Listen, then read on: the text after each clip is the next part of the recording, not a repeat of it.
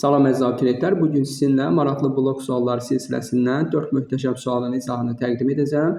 Əgər bu cür videolar sizlər üçün faydalı olursa, mütləq şəkildə videonu bəyənməyi və kanala abunə olmağı unutmayın ki, bundan sonraki videolarda qarşınıza vaxtında çıxsın. Keçək suallarımızın izahına.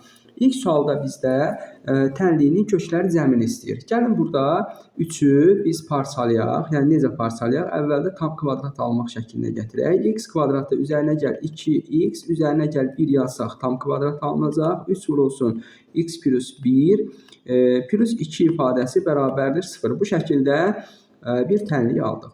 Daha sonra x plus 2x plus 1'ə x plus 1'in kvadratı deyə bilərik. Çıxaq 3 vurulsun modulda x plus 1, üzərinə gəl 2 bərabərdir 0'a. Biz bilirik ki, x plus 1'in kvadratı elə modulda x plus 1'in kvadratı deməkdir. Çıxaq 3 vurulsun modulda x plus 1, üzərinə gəl 2 bərabərdir 0 yaza bilərik.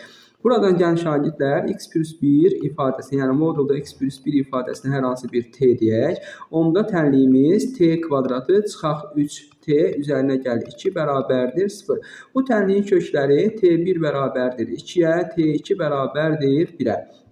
İndi əvəz etdiyimiz ifadəni, yəni modulda x plus 1 ifadəsini əvvəlcə 2'yə, daha sonra isə modulda x plus 1 ifadəsini 1'ə bərabər edək. Biz bilirik ki, modul tənliklər iki halda açıla bilər. Yəni x plus 1 tənliyi bir dəfə müsbət 2'yə, buradan x bərabərdir 1'i sağ tərəfə keçirsək müsbət 1'ə. Digər halda isə x plus 1 mənfi 2'yə bərabərdir, x buradan mənfi 3'ə bərabərdir. Birinci tənliyimizin iki həlli tapıldı. Daha sonra x plus 1'i müsbət 1'ə bərabər etsək, buradan x bərabərdir 0'a. Bir də x plus 1 ifadəmizi mənfi 1'ə bərabər etsək, x bərabərdir mənfi 2 olduğunu alırıq ki, tənliyimizin 4 kökü təyin olundu. İndi bizə deyir ki, tənliyin kökləri cəmini tapın. Tənliyin kökləri cəmi 1 üzərinə gəl mənfi 3, üzərinə gəl 0, üzərinə gəl mənfi 2. Bu da bizə verəcək mənfi 4 qiymətini. Demək, tənliyimizin doğru cavabı A variantı. Keçək şagirdlər növbəti sualımızın izahına. Növbəti sualda bizə sinüs 2 alfa bərabərdir 5'lə 1 olarsa, kotangens 3 pi bölsün 4 plus alfanı hesablayın deyir. Əvvəlcə gəlin kotangens kvadratı alfa düsturunu açılışını yazaq görək. Bizə bu düstur nə verirdi? Demək, sürətdə alırıq 1 plus kosinus 2 alfa bölünsün. Məxrəcdə 1 çıxaq kosinus 2 alfa. Burada verilən ifadəyə uyğun olaraq tənliyi davam etdirsək, yəni 1 plus kosinus sürətdə demək 3 pi bölünsün 2, üzərinə gəl 2 alfa yaza bilərik. Məxrəcdə isə 1 çıxaq kosinus 3 pi bölünsün 2, daha doğrusu üstə gəl 2 alfa.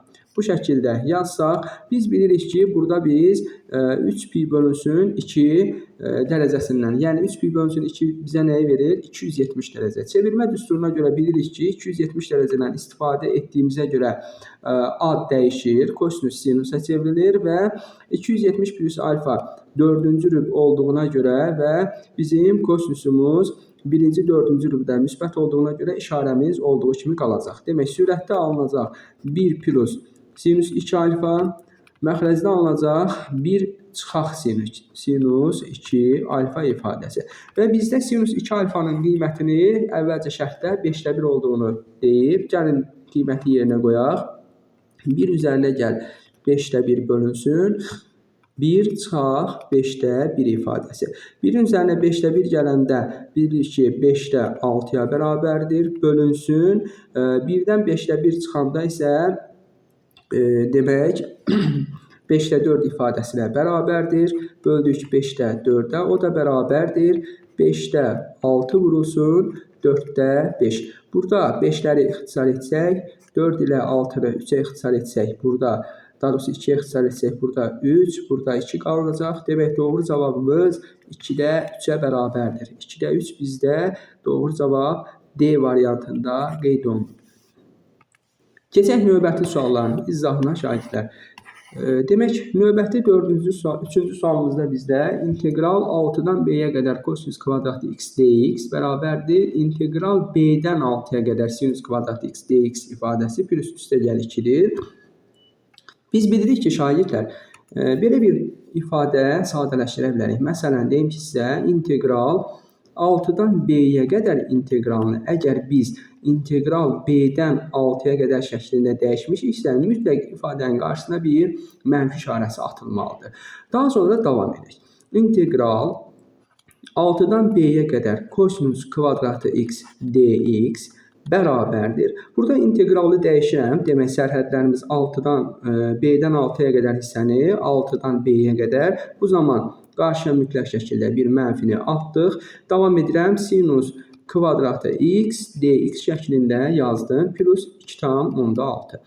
İndi demək, integralları bir tərəfə yığsam 6-dan b-yə qədər kosinus kvadratı x dx üzərinə gəl integral 6-dan b-yə qədər sinus kvadratı x dx bərabərdir 2,6 ifadəsi alındı. Biz bilirik ki, şagirdlər, biz burada integralı ortaq vuruq kimi çıxara bilərik. Gəlin burada davam edək. Demək, integral 6-dan b-yə qədər. Demək, kosinus kvadratı x üzərinə gəl sinus kvadratı x dx bərabərdir 2,6 yaza bilərik. Daha sonra biz bilirik ki, əsas trigonometrik eyniliklərdən sinus kvadratı x plus kosinus kvadratı x bizə 1'i verir. Demək, integral 6-dan b-yə qədər 1 dx bərabərdir 2,6 olduğunu aldıq. Biz ibtidai funksiyasını alsaq, birin ibtidai funksiyası x-ə bərabərdir və sərhədlərimiz 6-dan b-yə qədər bərabərdir 2,6 yaza bilərik. Artıq yuxarı sərhəddən, yəni b-dən 6-nı çıxsaq, bərabər nə yaza bilərik? 2,6 olduğunu yaza bilərik. Buradan da b bərabərdir 2,6 üzərinə gəl 6-ya, yəni b bərabərdir 8,6 ifadəsini aldıq ki, doğru cavabımız B variantında qeyd olunmuşdur. Keçək 4-cü sualımızın izahına. Demək, şagirdlər, 4-cü sualda bizə deyilir ki,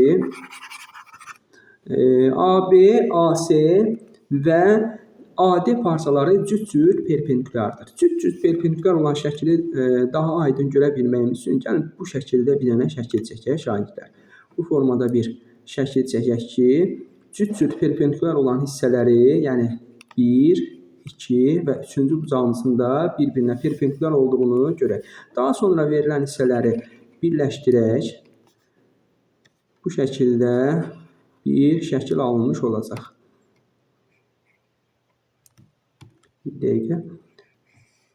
Şəklimiz bu şəkildədir. Gəlin indi məsələnin şərtində verilən adları təpə nöqtələrinə qeyd edək. Demək, A təpə nöqtəmiz bura olsun, B təpə nöqtəmiz bura olsun, C bura olsun, D də olsun bura. İndi baxaq. AB, AC, AB, AC və AD parçaları cüt-cüt perpendikulardır. AB bərabərdir 6-ya. Mən bura bir 6 yazsam. BD bərabərdir 10-a.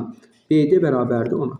Biz AD'nin kvadratı üzərinə gəl 6'nın kvadratı bərabərdir 10'un kvadratı yaza bilərik. Yəni buradan ABD üçbucağından. Buradan alırıq ki, AD kvadratı bərabərdir 64'ə. Yəni AD bərabərdir 8'ə. AD'nin 8 olduğunu da aldım.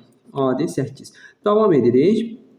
CD isə 17 verilib. CD'də də 17 verilib. Bu zaman AC'nin kvadratı üzərinə gəl. Demək, AC'nin kvadratı üzərinə gəl. 8'in kvadratı bərabərdir CD'nin kvadratı. Yəni 17'nin kvadratı yaza bilərik ki, buradan AC kvadratı bərabərdir 289 çıxaq 64, yəni 225. Buradan görürük ki, AC kvadratı AC daha doğrusu bərabərdir. AC'miz bərabərdir 15'ə. Bizdən də elə AC'nin qiymətini istəmişdi. AC'nin qiyməti 15'ə bərabərdir. Əziz şagirdlər, bu cür videolar sizlərə həqiqətən faydalı olursa, mütləq şəkildə videomuzu bəyənək, kanala abunə olaq ki, digər videolarda çəkərkən qarşınıza mütləq şəkildə çıxsın. Sağ olun.